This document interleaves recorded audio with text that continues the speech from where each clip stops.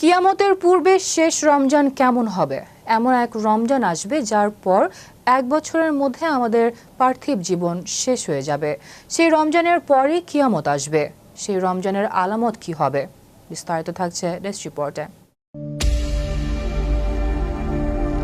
কিয়ামতের পূর্বে শেষ রমজান কেমন হবে? সেই রমজানের মধ্যে আকাশ থেকে একটা বিকট শব্দ শোনা যাবে। সেটা কিসের শব্দ হবে? এমন এক রমজান আসবে যার পর এক বছরের মধ্যে আমাদের পার্থিব জীবন শেষ হয়ে যাবে।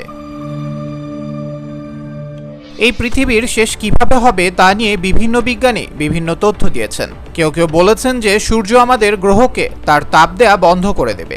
সূর্যের আলো পৃথিবীতে প্রাণের সবচেয়ে অবিচ্ছেদ্য অংশ, কারণ সূর্যালোক সালোক সংশ্লেষণের অন্যতম প্রধান উৎস এবং পানিচক্র সূর্যের আলো ছাড়া ধ্বংস হয়ে যাবে। কিছু কিছু বিজ্ঞানী বলেছেন পৃথিবীতে সমস্ত প্রাণী শেষ হয়ে যাবে, আর নয়তো ওজোন স্তর বিলুপ্ত হয়ে যাবে। আমাদের পৃথিবীর সাথে সূর্য অথবা মহাশূন্য বিচরণকারী অন্য যে কোনো গ্রহের সংঘর্ষ ঘটবে। কিয়ামতের বেশ কিছু আলামত বিভিন্ন হাদিসের কিতাব এবং কোরআনে বর্ণিত হয়েছে। কিয়ামতের কিছু লক্ষণ ইতোপূর্বেই সত্য প্রমাণিত হয়েছে।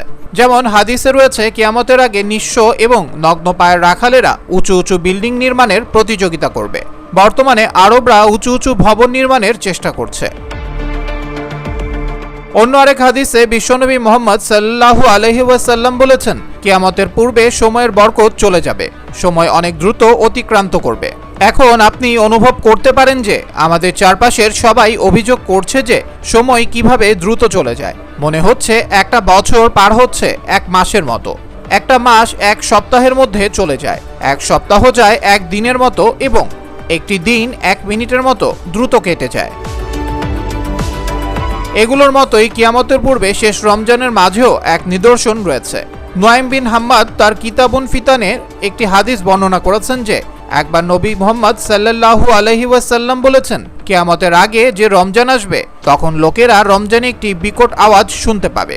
এই আওয়াজ এতটাই রহস্যময় ও ভয়ঙ্কর হবে যে মানুষ ও অন্যান্য প্রাণীরা ভয় পেয়ে যাবে এবং সবাই সেই আওয়াজের উৎস খোঁজার চেষ্টা করবে।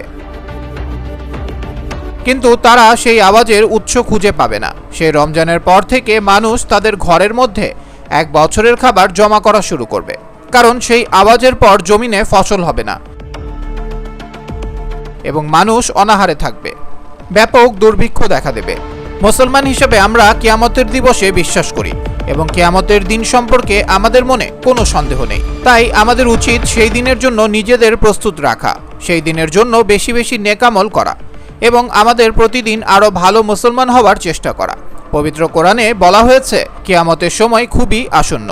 বলা হয়েছে তিনি ছাড়া আর কোনো মাবুদ নেই, তিনি অবশ্যই কিয়ামতের দিন তোমাদের সবাইকে একত্রিত করবেন, এই ব্যাপারে কোনো সন্দেহ নেই।